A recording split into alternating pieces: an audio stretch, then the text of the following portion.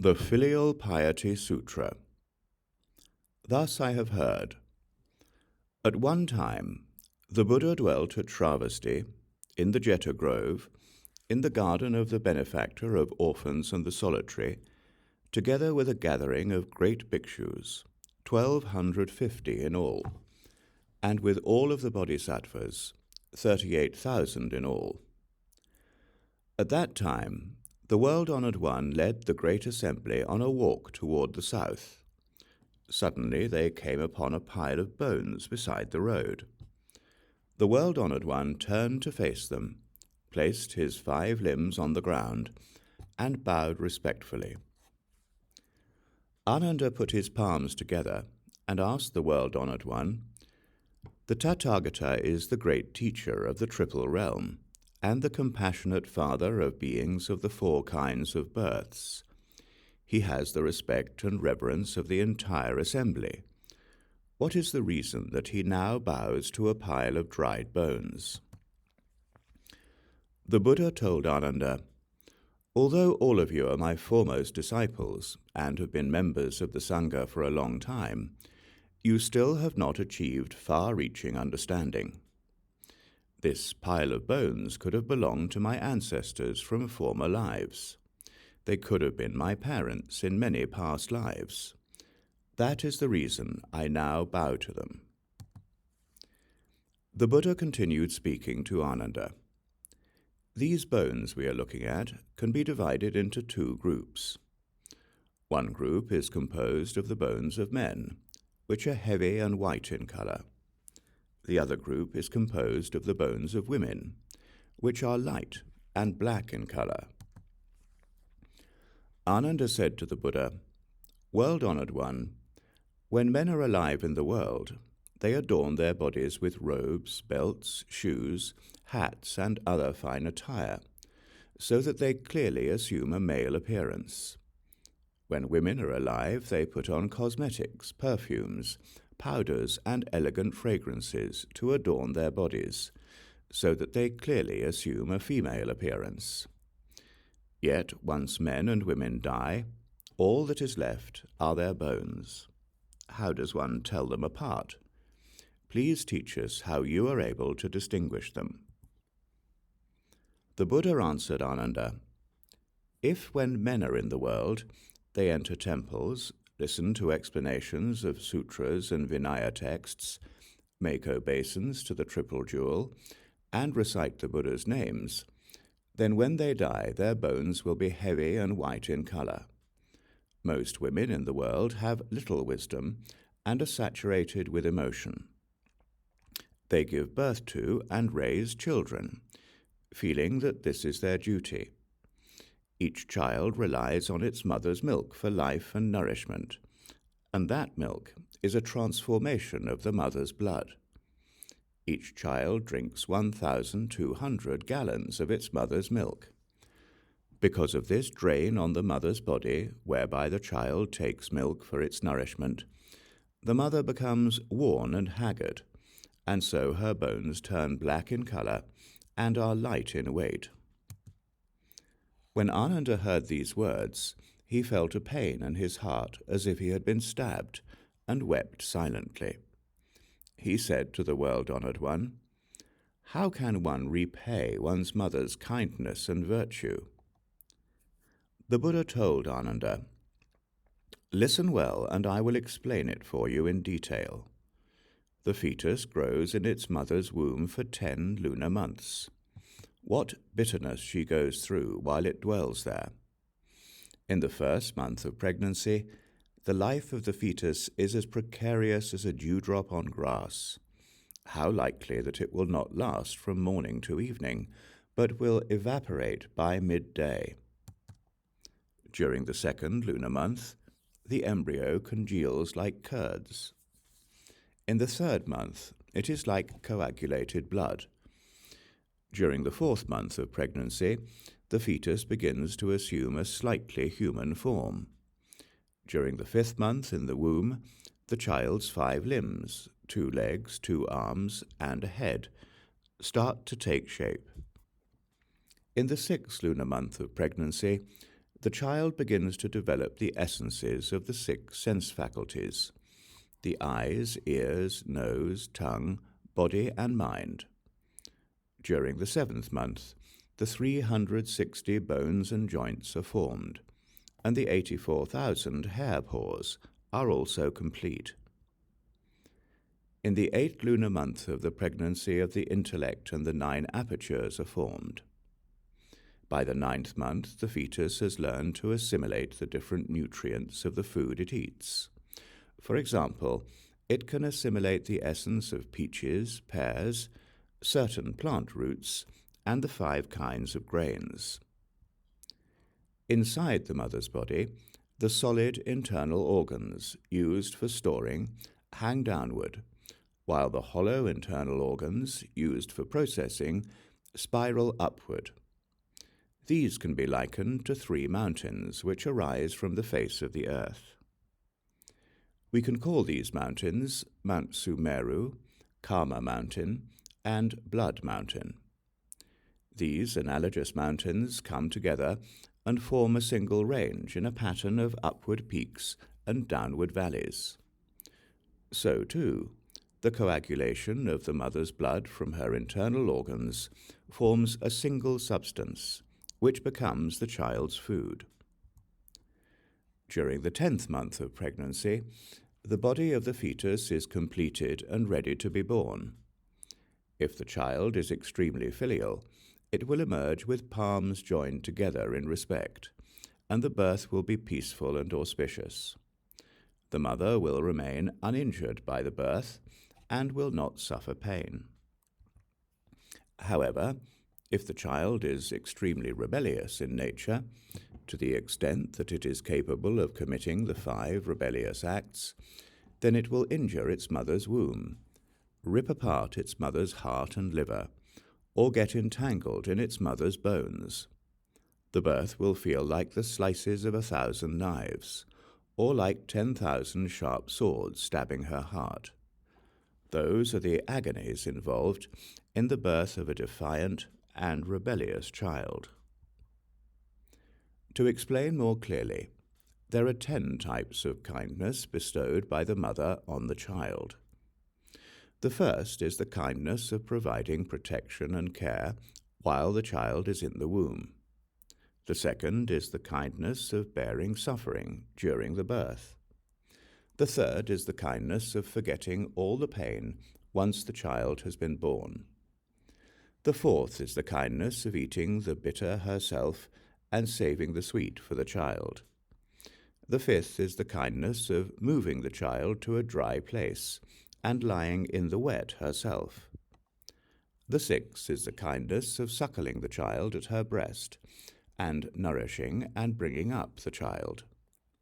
The seventh is the kindness of washing away the unclean.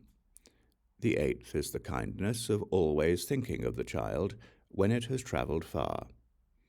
The ninth is the kindness of deep care and devotion. The 10th is the kindness of ultimate pity and sympathy. The 6th is the kindness of suckling the child at her breast and nourishing and bringing up the child. The 7th is the kindness of washing away the unclean. The 8th is the kindness of always thinking of the child when it has travelled far. The 9th is the kindness of deep care and devotion. The 10th is the kindness of ultimate pity and sympathy. 1. The kindness of providing protection and care while the child is in the womb. The causes and conditions from accumulated kalpas grows heavy, until in this life the child ends up in its mother's womb. As the months pass, the 5 vital organs develop. Within 7 weeks, the 6 sense organs start to grow. The mother's body becomes as heavy as a mountain. The stillness and movements of the fetus are like a kalpic wind disaster. The mother's fine clothes no longer hang properly, and so her mirror gathers dust. 2. The kindness of bearing suffering during birth. The pregnancy lasts for 10 lunar months and culminates in difficult labor at the approach of the birth. Meanwhile, each morning the mother is seriously ill, and during every day is drowsy and sluggish.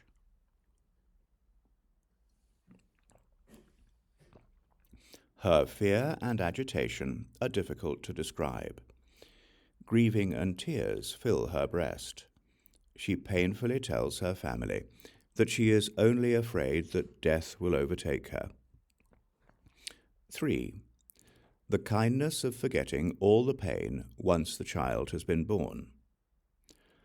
On the day, the compassionate mother bears the child, her 5 organs all open wide, leaving her totally exhausted in body and mind.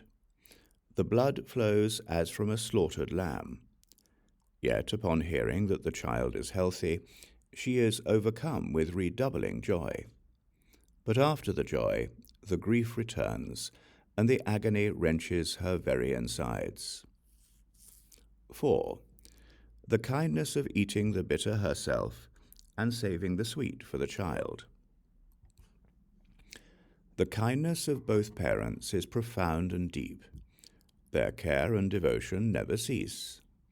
Never resting, the mother saves the sweet for the child, and without complaint she swallows the bitter herself. Her love is weighty, and her emotion difficult to bear.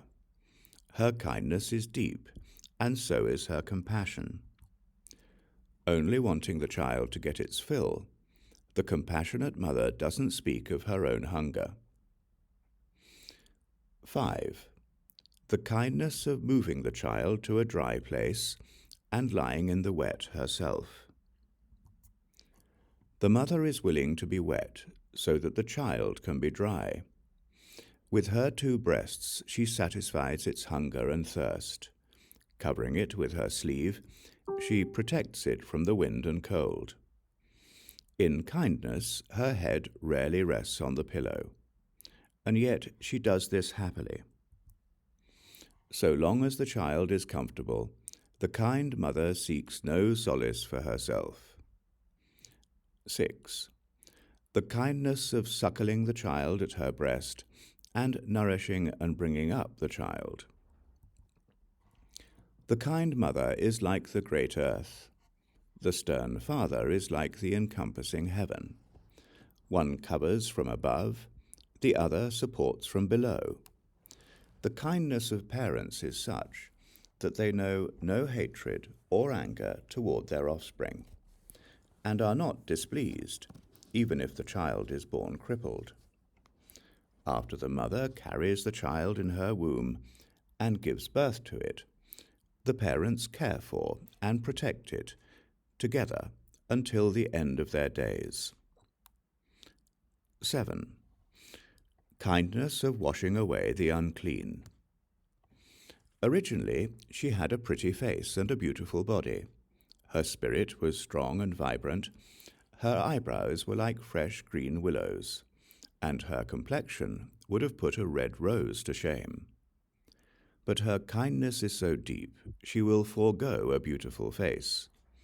Although washing away the filth injures her constitution, the kind mother acts solely for the sake of her sons and daughters, and willingly allows her beauty to fade.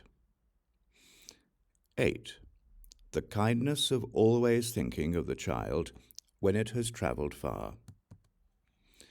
The death of loved ones is difficult to endure, but separation is also painful. When the child travels afar, the mother worries in her village.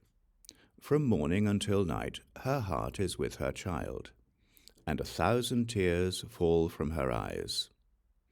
Like the monkey weeping silently in love for her child, bit by bit her heart is broken. 9. The kindness of deep care and devotion. How heavy is the parents' kindness and emotional concern. Their kindness is deep and difficult to repay. Willingly, they undergo suffering on their child's behalf. If the child toils, the parents are uncomfortable. If they hear that he has travelled afar, they worry that at night he will have to lie in the cold. Even a moment's pain suffered by their sons or daughters will cause the parents sustained distress. 10.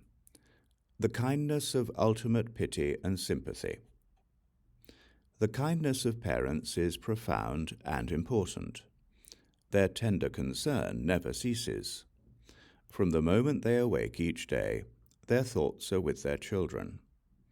Whether the children are near or far away, the parents think of them often.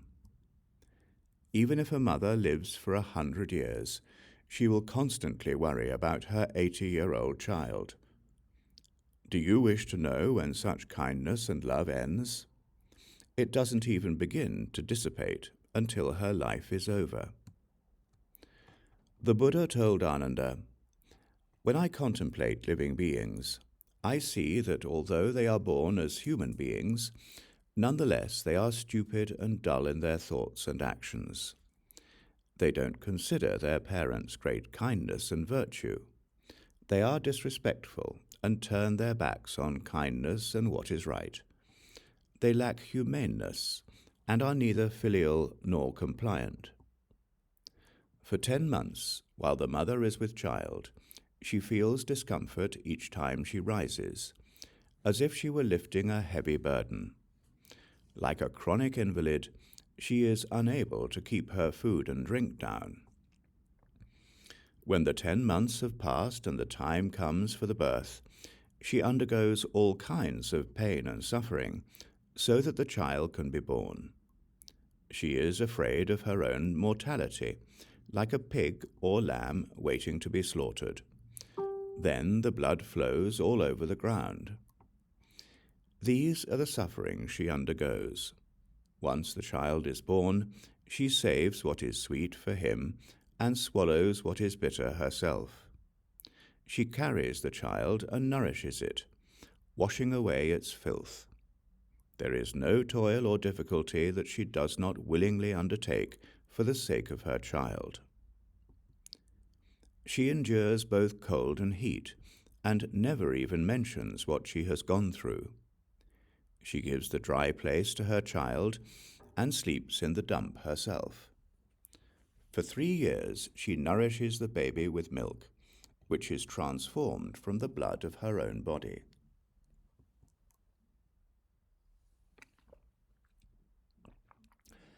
Parents continually instruct and guide their children in the ways of propriety and morality as the youngsters mature into adults. They arrange marriages for them and provide them with property and wealth, or devise ways to get it for them. They take this responsibility and trouble upon themselves with tremendous zeal and toil, never speaking about their care and kindness. When a son or daughter becomes ill, parents are worried and afraid to the point that they may even grow ill themselves. They remain by the child's side, providing constant care, and only when the child gets well are the parents happy once again. In this way, they care for and raise their children with the sustained hope that their offspring will soon grow to be mature adults.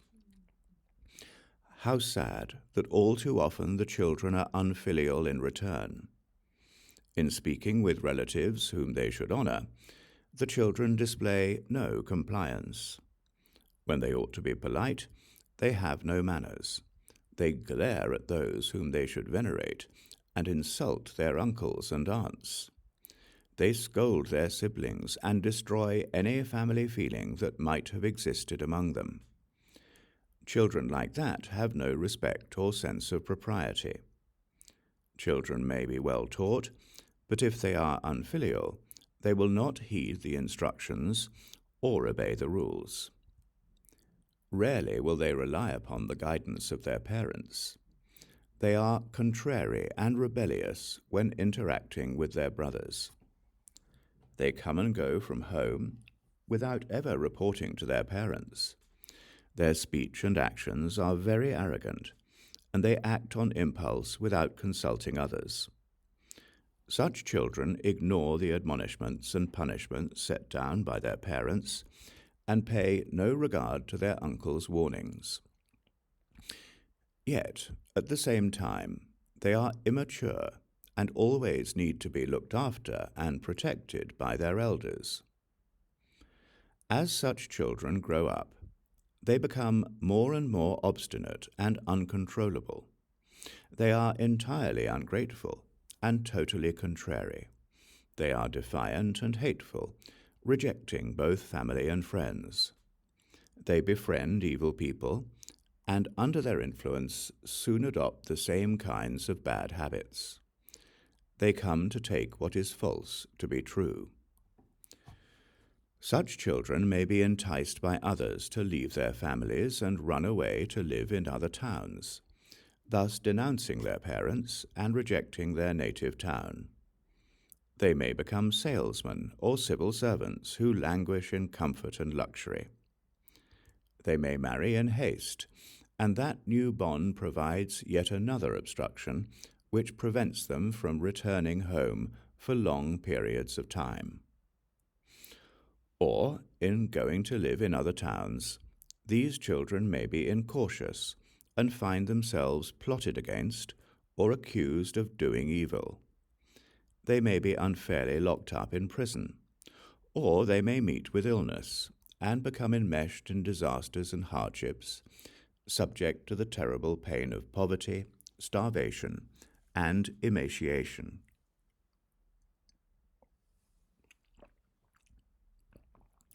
Yet no one there will care for them.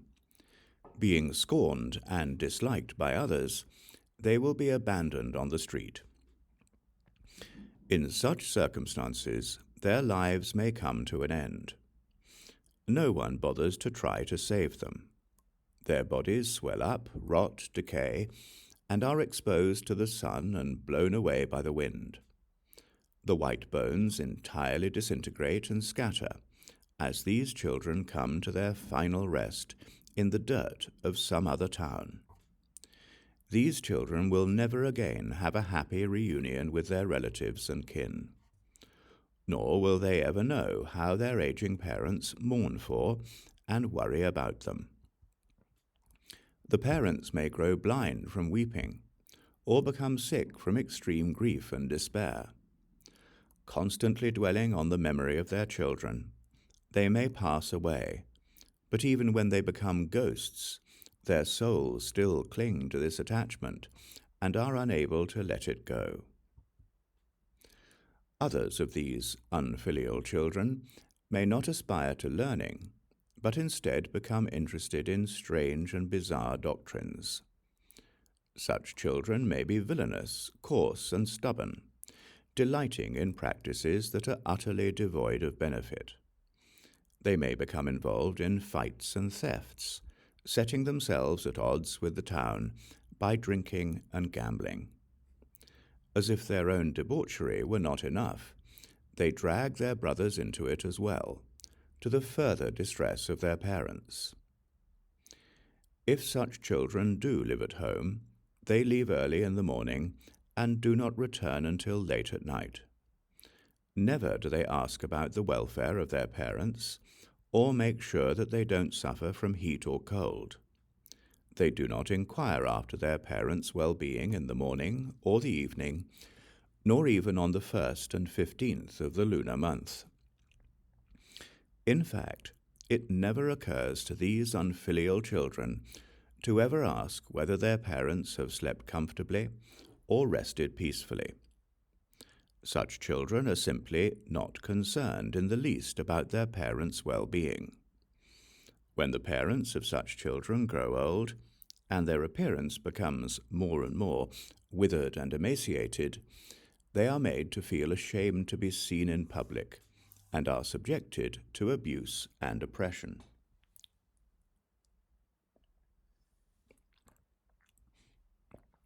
Such unfilial children may end up with a father who is a widower, or a mother who is a widow.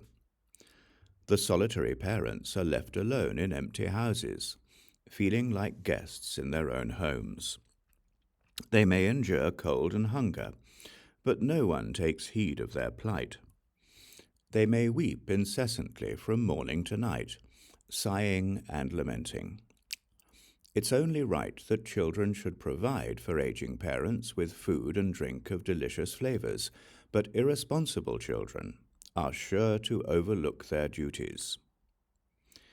If they ever do attempt to help their parents out in any way, they feel embarrassed and are afraid people will laugh at them. Yet such offspring may lavish wealth and food on their own wives and children, disregarding the toil and weariness involved in doing so. Other unfilial offspring may be so intimidated by their wives that they go along with all their wishes, but when appealed to by their parents and elders, they ignore them and are totally unfazed by their pleas. It may be the case that daughters were quite filial to their parents before their own marriages, but that they become progressively rebellious after they marry. This situation may be so extreme that if their parents show even the slightest signs of displeasure, the daughters become hateful and vengeful toward them.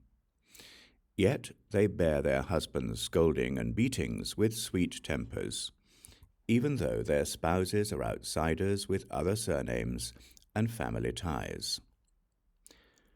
The emotional bonds between such couples are deeply entangled, and yet those daughters hold their parents at a distance. They may follow their husbands and move to other towns, leaving their parents behind entirely. They do not long for them and simply cut off all communication with them. When the parents continue to hear no word from their daughters, they feel incessant anxiety. They become so fraught with sorrow that it is as if they were suspended upside down. Their every thought is of seeing their children, just as one who is thirsty longs for something to drink. Their kind thoughts for their offspring never cease. The virtue of one's parents' kindness is boundless and limitless. If one has made the mistake of being unfilial, how difficult it is to repay that kindness.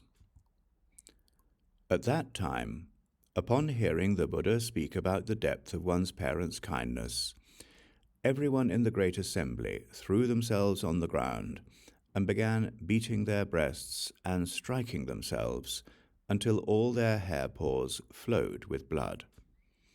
Some fell unconscious to the ground, while others stamped their feet in grief. It was a long time before they could control themselves.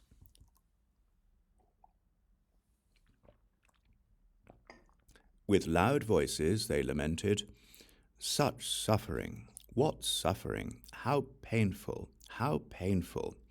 We are all offenders. We are criminals who have never awakened, like those who travel in a dark night. We have just now understood our offences, and our very insides are torn to bits. We only hope that the world-honoured one will pity us and save us. Please tell us how we can repay the deep kindness of our parents."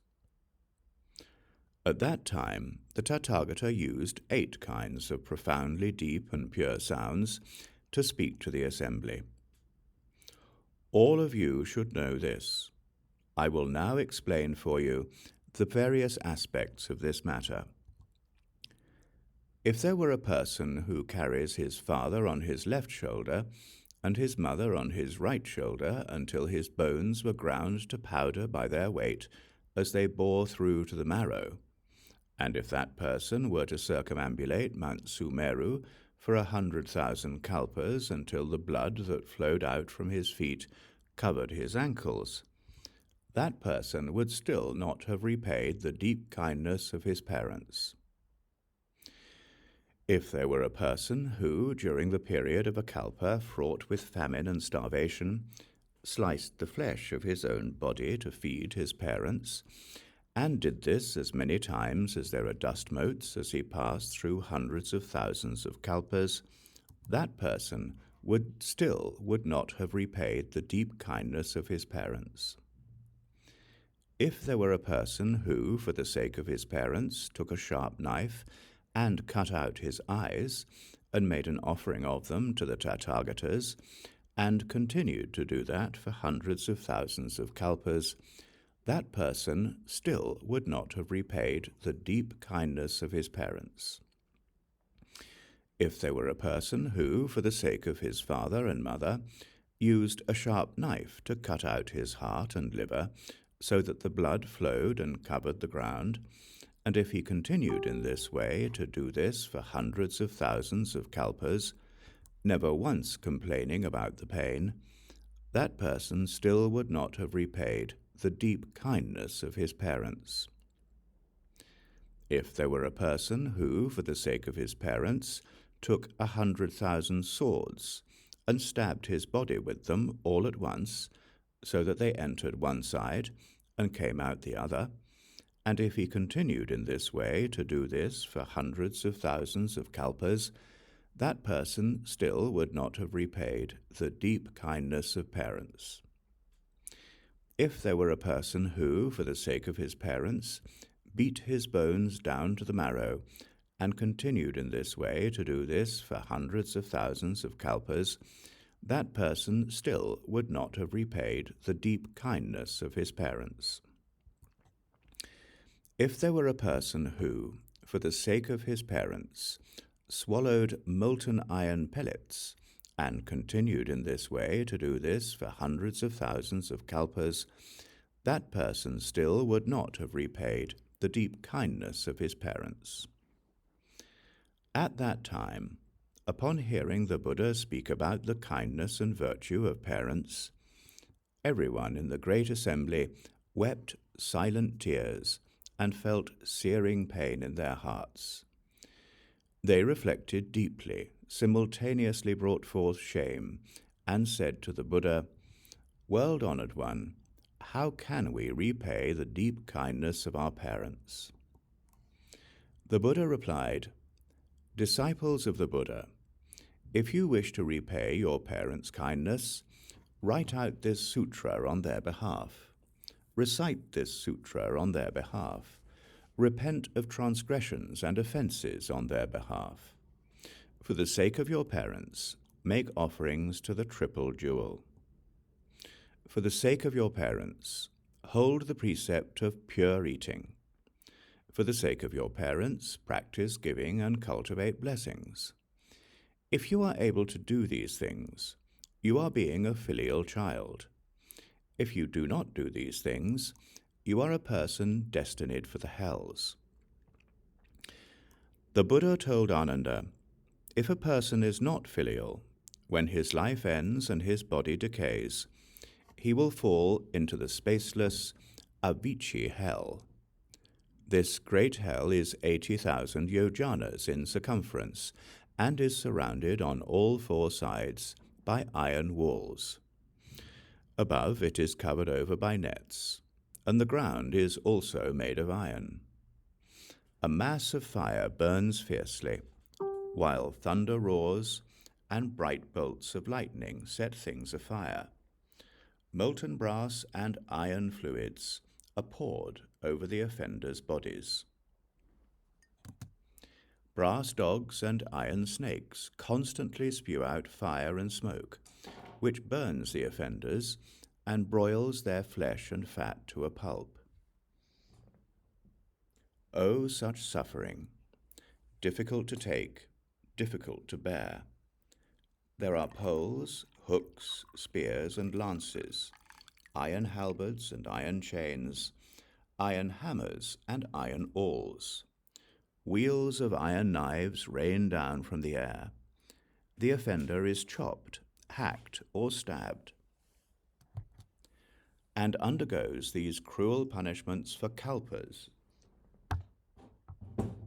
without respite. Then they enter the remaining hells, where their heads are capped with fiery basins, while iron wheels roll over their bodies, passing both horizontally and vertically, until their guts are ripped open and their bones and flesh are squashed to a pulp. Within a single day, they experience myriad births and myriad deaths. Such sufferings are a result of committing the 5 rebellious acts and of being unfilial when one was alive. At that time, upon hearing the Buddha speak about the virtue of parents' kindness, everyone in the great assembly wept sorrowfully and addressed the Tathagata. On this day, how can we repay the deep kindness of our parents?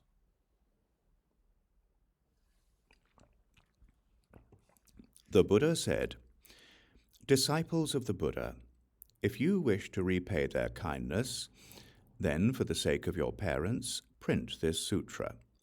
This is truly repaying their kindness. If one can print 1 copy, then one will get to see 1 Buddha. If one can print 10 copies, then one will get to see 10 Buddhas. If one can print 100 copies, then one will get to see 100 Buddhas. If one can print 1,000 copies, then one will get to see 1,000 Buddhas. If one can print 10,000 copies, then one will get to see 10,000 Buddhas." This is the power derived when good people print sutras. All Buddhas will forever protect such people with their kindness, and can immediately cause the parents of such people to be reborn in the heavens, to enjoy all kinds of happiness, and to leave behind the sufferings of the hells. At that time, Ananda and the rest of the great assembly, the Asuras, Garudas, Kinnaras, Mahoragas, people, non-people, and others, as well as the gods, dragons, yakshas, Gandharvas, wheel-turning sage kings, and all the lesser kings, felt all the hairs on their bodies stand on end when they heard what the Buddha had said. They wept grievously and were unable to stop themselves. Each one of them made a vow, saying, "All of us, from now until the exhaustion of the bounds of the future, would rather that our bodies be pulverized into small particles of dust for 100,000 kalpas, than ever go against the thus come one's sagely teachings. We would rather that our tongues be plucked out, so that they would extend for a full yojana, and that for 100,000 kalpas an iron plough would run over them, than ever go against the Tathagata's sagely teachings. We would rather have 100,000 bladed wheel roll freely over our bodies than ever go against the Tathagata's sagely teachings. We would rather that our bodies be ensnared in an iron net for 100,000 kalpas than ever go against the Tathagata's sagely teachings. We would rather that for 100,000 kalpas our bodies would be chopped, hacked, mutilated, and chiseled into 10 million pieces, so that our skin, flesh, joints, and bones would be completely disintegrated, than ever go against the Tathagata's sagely teachings. At that time, Ananda, with a dignity and a sense of peace, rose from his seat and asked the Buddha, "World-honored one, what name shall this sutra have when we accord with it and uphold it?" The Buddha told Ananda, "This sutra is called the Sutra about the Deep Kindness of Parents and the Difficulty of Repaying It. Use this name when you accord with it and uphold it." At that time, the great assembly, the gods, humans, asuras, and the others, hearing what the Buddha has said, were completely delighted. They believed it, received it, and offered up their conduct in accord with it, and then bowed and withdrew.